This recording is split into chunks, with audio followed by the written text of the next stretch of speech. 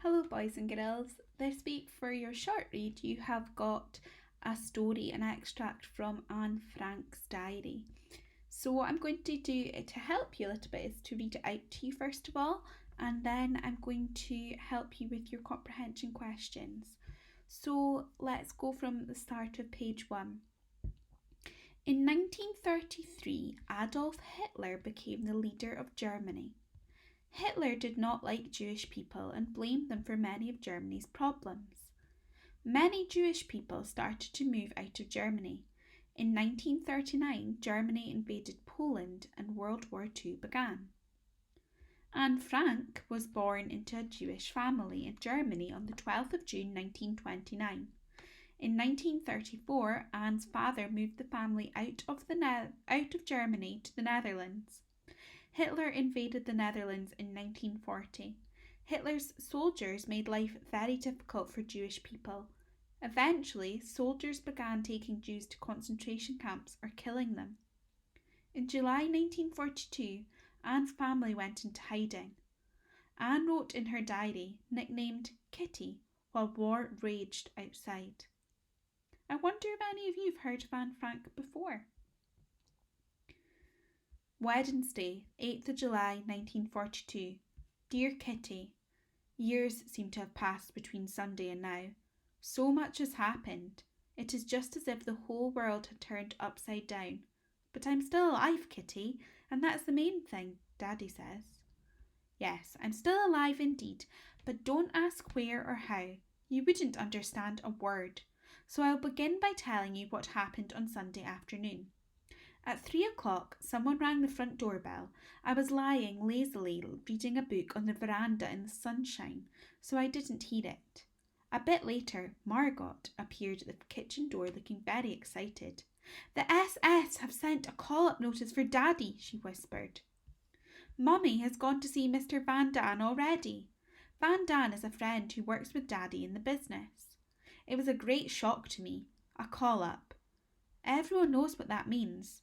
I picture concentration camps and lonely cells.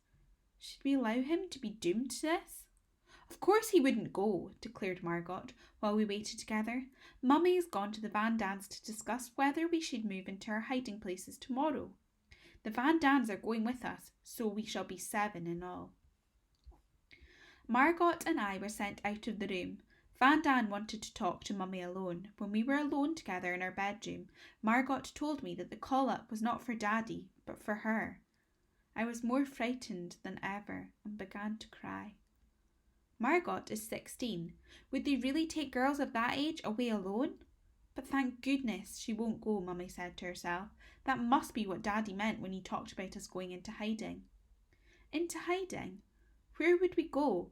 In a town or the country? In a house or a cottage? When? How? Where? Those were questions I was not allowed to ask, but I couldn't get them out of my mind. Margot and I began to pack some of our most vital belongings into a school satchel. The first thing I put in was this diary, then hair curlers, handkerchiefs, school books, a comb, old letters. I put in the craziest thing with the idea that we were going into hiding. But I'm not sorry. Memories mean more to me than dresses. Luckily, it was not so hot as Sunday. Warm rain fell steadily all day. We put on heaps of clothes as if we were going to the North Pole, the sole reason being to take clothes with us. No Jew in our situation would have dreamed of going out without a suitcase full of clothing. I had on 2 vests, 3 pairs of pants, a dress, on top of that a skirt, jacket, summer coat, 2 pairs of stockings, lace-up shoes, woolly cap, scarf and still more. I was nearly stifled before we started, but no one inquired about that. At 7:30 the door closed behind us.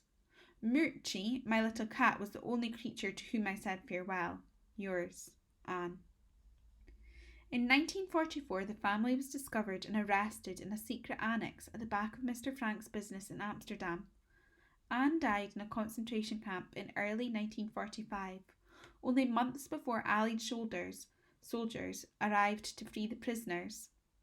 By the end of the war, around 6 million Jews had been killed, along with millions of other non-Jews that Hitler considered undesirable. There's a quote here that says, "Those who cannot remember the past are condemned to repeat it."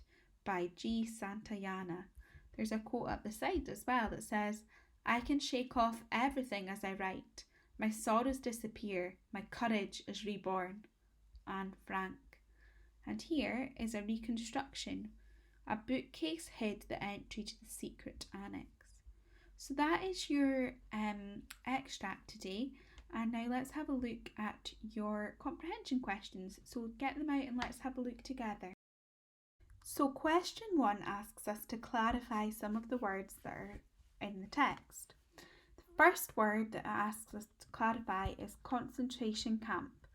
Now find out where concentration camp is in the text. I think it's in this last paragraph. It says, Anne died in a concentration camp in early 1945. So does that tell us what a concentration camp is? Not really. So you might need to look up a dictionary or the internet and find that out for yourself. The next word it asks us to find out is Nazis, to clarify the word Nazis. And I'm not sure if that's in the text. I think it is at the start. But these were the people that worked for Hitler. They were known as Nazis. So use Google again to work that out or use a dictionary. The third word it asks us to clarify is stifled. Now stifled is in page 2 and in paragraph 5. It says here, I was nearly stifled before we started. So if you can maybe guess the meaning of the word stifled in that context. And if not, you're going to use a dictionary or the internet to look it up. The final word it asks us to look up is veranda. Veranda. Page 1, paragraph 3 of the letter, it says, I was lying lazily reading a book on the veranda in the sunshine, so I didn't hear it. I wonder if you could guess using clues in the text what veranda means. After you've done that, I'd like you to write a sentence with each of your words to show that you understand their meaning. Moving on to question 2. Question 2 says that the writer mentions a call-up notice. Based on Anne's description, why is she so shocked that the Nazis would issue a call-up notice for a 16-year-old girl? So have a look at where it mentions a call-up notice in the text. I think it's page 2, paragraphs 1 and 2.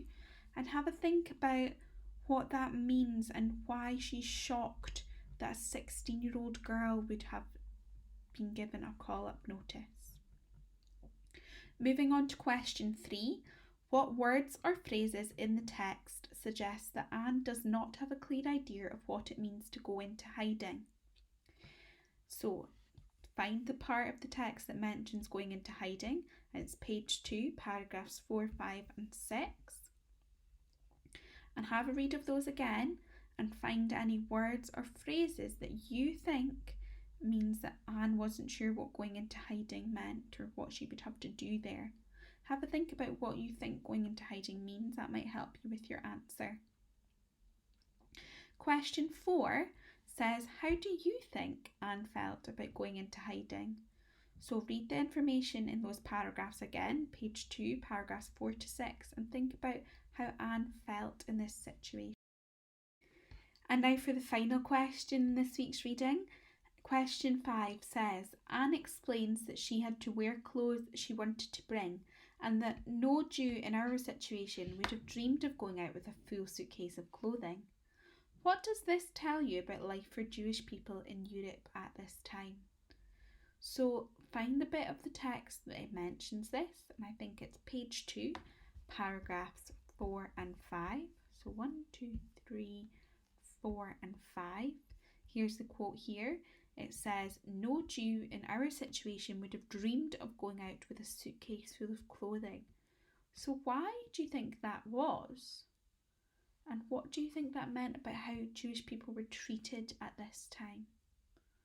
So use the information in the text and think about what Anne's gone through to help you answer that question. So boys and girls, today you've been developing your reciprocal reading skills. To be successful, you have to use the text to find out the answers to the question. Answer your questions in full sentences using part of the question to start your answers. Remember that, please. Really looking forward to seeing all your work. Remember to try your best and show excellence. Bye for now.